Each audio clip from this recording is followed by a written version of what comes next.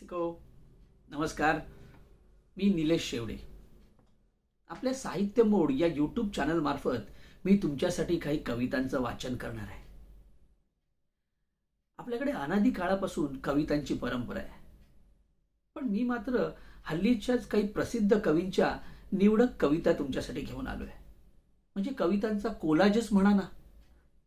यातल्या काही कविता तुम्हाला माहीत असल्या तर नव्याने आस्वाद घ्या.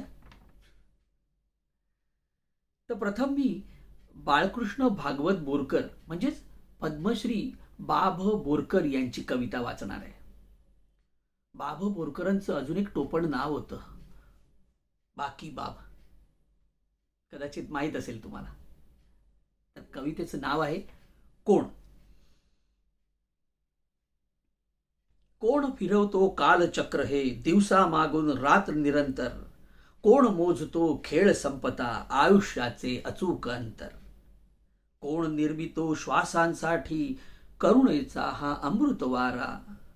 कोण फुलवतो आठवणींनी रंध्रा रंध्रातून पिसारा.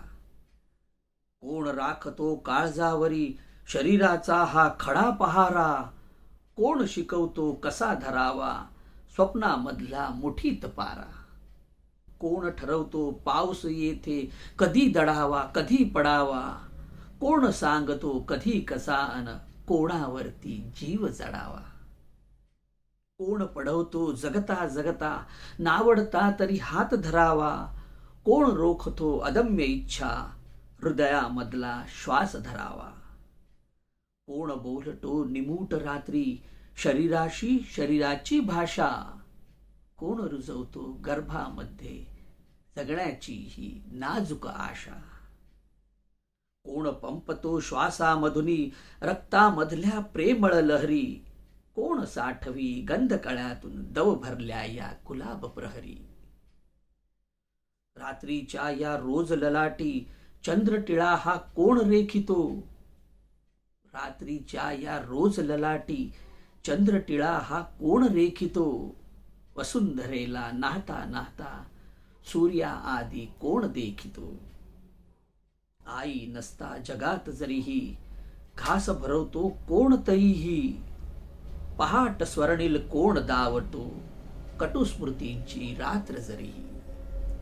रचतो कैसा कोण नभातून थेंबामधली भिजली गाणी.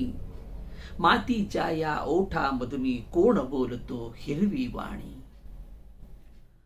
कोह कोह कोण वदवितो प्रश्न चिरंतर बाकी नश्वर. कोह कोह कोण वदवितो प्रश्न चिरंतन बाकी नश्वर. कोण लुब्ध जो या सृष्टीवर नतमस्तक हे उत्तर ईश्वर. नतमस्तक हे उत्तर ईश्वर. यानंतर आपण ऐकूया गोविंद विनायक करंदीकर उर्फ विंदा करंदीकर यांची एक कविता. विंदा हे कवी लेखक तर होतेच, पण उत्तम समीक्षक सुद्धा होते. हल्लीचे ख्यातनाम हिंदी कवी गुलजार हे सुद्धा विंदांचे खूप मोठे चाहते आहेत. त्यांनी विंदांच्या काही कविता हिंदीत रूपांतरित करून त्यांच्यासमोर सादरही केलेत. आता मी सादर करतोय विंदांची कविता. तिचं नाव आहे सब घोडे 12%. जितकी डोकी तितकी मते जितकी शिते तितकी भूते. कोणी मवाळ कोणी जहाल कोणी लठ्ठ कोणी मठ्ठ कोणी ढिले कोणी घट्ट कोणी कच्चे कोणी पक्के. सब घोडे 12%. सब घोडे 12%. गोड गोड जुन्या थापा तुम्ही पेरा तुम्हीच कापा. जुन्या आशा नवा चंग जुनी स्वप्ने नवा भंग. तुम्ही तरी काय करणार आम्ही तरी काय करणार. त्याच त्याच खड्ड्यामध्ये पुन्हा पुन्हा तोच पाय. जुना माल नवे शिक्के. सब घोडे 12%. सब घोडे 12%. जिकडे सत्ता तिकडे पोळी. जिकडे सत्य तिकडे गोळी. जिकडे टक्का तिकडे टोळी. ज्याचा पैसा त्याची सत्ता. पुन्हा पुन्हा हाच कित्ता. पुन्हा पुन्हा जुनाच वार. मंद घोडा जुना स्वार. याच्या लत्ता त्याचे बुक्के. सब घोडे 12%. सब घोडे 12%. सब घोडे चंदी कमी, सब घोडे चंदी कमी, कोण देईल त्याची हमी, डोक्यावरती छप्पर तरी कोण देईल माझा हरी, कोणीतरी देईन म्हणा, मीच फसवीन माझ्या मना, भुकेपेक्षा भ्रम भरा, कोण खोटा कोण खरा, कोणी तिर्या कोणी छक्के, सब घोडे 12%, सब घोडे 12%. आता मी जी कविता निवडली आहे ना, ती कवीने जरी 1990 साली लिहिली असली ना, तरी आजच्याच सामाजिक परिस्थितीला बघून लिहिली आहे असं वाटेल तुम्हाला. तर हे द्रष्टे कवी होते मंगेश पाडगावकर आणि त्यांची कविता आहे राजा.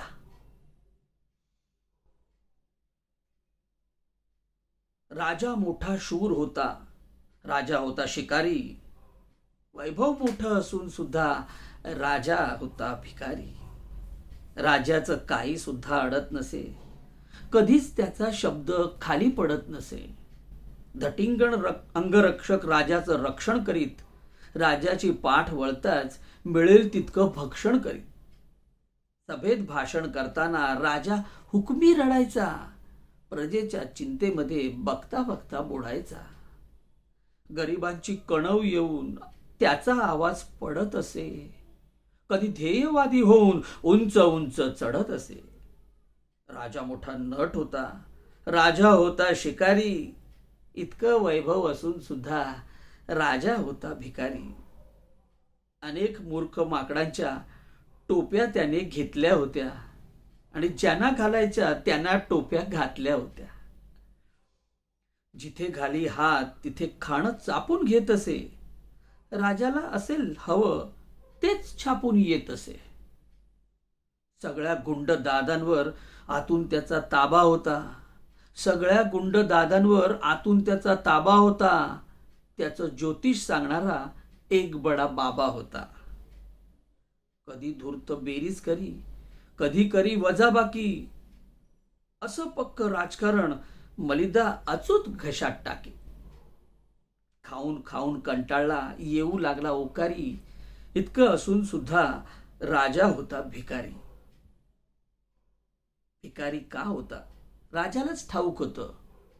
तसं त्याचं मन म्हणे आतून फार भावूक होतं. चिंतेमध्ये चूर होऊन येर झाऱ्या घालत असे, बागेमध्ये तासनतास एकटा एकटा चालत असे. तत्वचिंतन त्याचं बघून त्याची राणी कोपून जायची, त्याची वाट बघत बघत डुलकी येऊन झोपून जायची. हवं ते करण्यासाठी राजाकडे टोळ्या होत्या आणि झोप येण्यासाठी झोपेच्या गोळ्या होत्या. आतून पार विजत होता, मुळात असून विकारी, इतकं वैभव असून सुद्धा राजा होता भिकारी. राजा रोज मुकुट घालून आरशापुढे राहत असे, स्वतःवर प्रेम करीत स्वतःकडेच पाहत असे.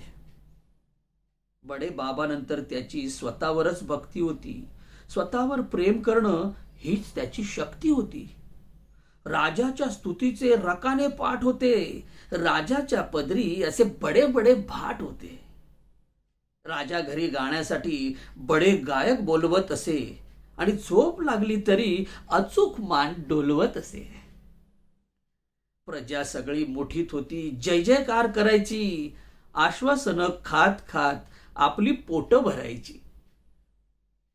असं होतं सगळं तरी जगणं झालं विखारी.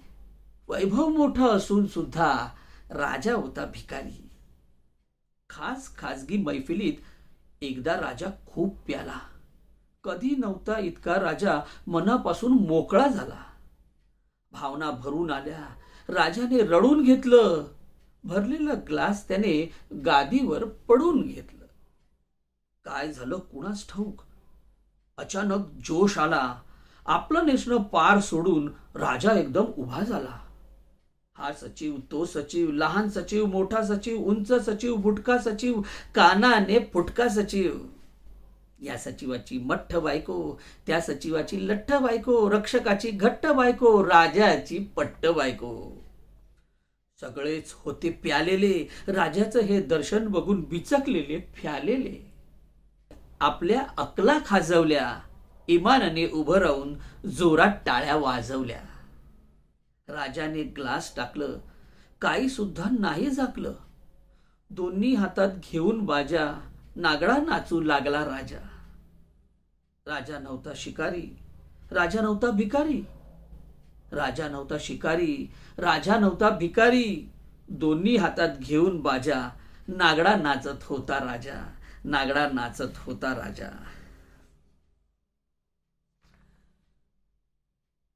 शंकर वैद्य या बहुआयामी कवींची एक कविता आहे, मुक्त छंदातली. हा असा पाऊस पडत असताना. ही कविता ऐकताना तुम्हाला असा प्रश्न पडेल की ही पद्य आहे की गद्य. तर हा वेगळा आस्वाद घ्याच. हा असा पाऊस पडत असताना. हा असा पाऊस पडत असताना तुमच्यासारख्या अनोळखी तरुणीला विश्वासानं माझ्या छत्रीत यावंसं वाटलं. याचं बरं वाटलं. अशा पावसाच्या वेळी कुणीतरी बरोबर हवंच. छत्री तशी छोटीच आहे, पण घेईल सामावून दोघांना. समजुतीने चाललो तर. पुढं पाणी बरंच साचलेलं आहे. रस्ता चाचपीतच पावलं टाकायला हवीत. शक्य असेल तर माझ्या हाताचा खांद्याचा आधार घ्या, म्हणजे तुम्ही माझ्याबरोबर नीट चालत राहाल न पडता. शिवाय तुम्हाला पाहिजे तितकं तुम्ही मला दूरही ठेवू शकाल. तुमच्याकडे न पाहताच मी चाललो आहे खरा, पण मला कुठून तरी केवड्याचा वास येतोय. तुमचं नाव केतकीच आहे असं मी धरून चाललोय.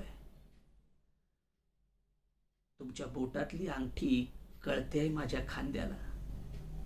लक्ष कसं सारखं तिथेच घोटाळतंय. अरे, तुमच्या पोहण्याचं ठिकाण तर मागेच गेलं. तुम्ही बोलल्या कशा नाहीत? अहो, माझं काय, अमुक एका ठिकाणी पोहोचण्याचा उद्देश नव्हताच माझा. पावसाचा जोर एकदम वाढलाय म्हणून तुमच्या हाताची पकड घट्ट झाल्यासारखं वाटते. पण घाबरू नका, पुढचा रस्ता चांगला आहे. एक पाहिलं का, तुम्ही अगदी नीट चालले आहात माझ्याबरोबर. त्यामुळे छत्री किती मोठी झाल्यासारखी वाटते, नाही का?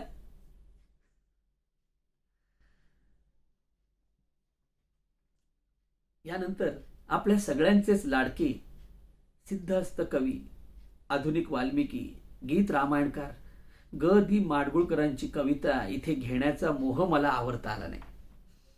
या कवितेमधून त्यांनी विज्ञान पण सांगितलंय. कवितेचं नाव आहे नदी मिळता सागरा. नदी सागरा मिळता पुन्हा येईना बाहेर, अशी शहाण्यांची म्हण नाही नदीला माहेर. काय सांगू रे बाप्पानो, तुम्ही आंधळ्याचे चेले. नदी माहेराशी जाते म्हणूनची जग चाले. सारे जीवन नदीचे घेतो पोटात सागर, सारे जीवन नदीचे घेतो पोटात सागर. तरी तिला आठवतो जन्म दिलेला डोंगर. डोंगराच्या मायेसाठी रूप वाफेचे घेऊन, नदी तरंगत जाते पंख वाऱ्याचे लावून. पुन्हा होऊन लेकरू नदी वाजवते वाळा, पुन्हा होऊन लेकरू नदी वाजविते वाळा. पाना फुटतो डोंगरा आणि येतो पावसाळा, आणि येतो पावसाळा. तर मित्रांनो, आता समारोप करताना मी अशा कवींची कविता वाचणार आहे ज्यांनी मराठी साहित्यात गझल हा प्रकार रुजवला. ते म्हणजे कवी गझलकार सुरेश भट. त्यांची विझलो आज जरी मी ही कविता वाचून या कार्यक्रमाची आपण सांगता करूया. कवितेचं नाव आहे विझलो आज जरी मी. विझलो आज जरी मी, हा माझा अंत नाही. पेटेन उद्या नव्याने, हे सामर्थ्य नाशवंत नाही. छाटलेत जरी पंख माझे पुन्हा उडेन मी, अडवू शकेल मला अजून अशी भिंत नाही. विझलो आज जरी मी हा माझा अंत नाही. माझी झोपडी जाळण्याचे केलेत कैक कावे, जळेल झोपडी अशी आग ती ज्वलंत नाही. विझलो आज जरी मी हा माझा अंत नाही.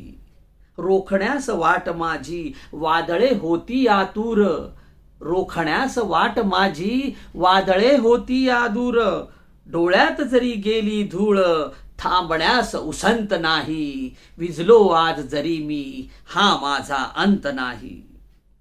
येतील वादळे खेटेल तुफान तरी वाट चालतो, येतील वादळे खेटेल तुफान तरी वाट चालतो. अडथळ्यांना भिवून अडखळणे पावलांना पसंत नाही.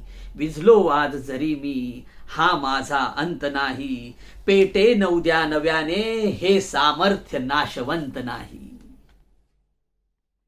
तर मंडळी, हा कार्यक्रम कसा वाटला हे कमेंटमध्ये जरूर सांगा.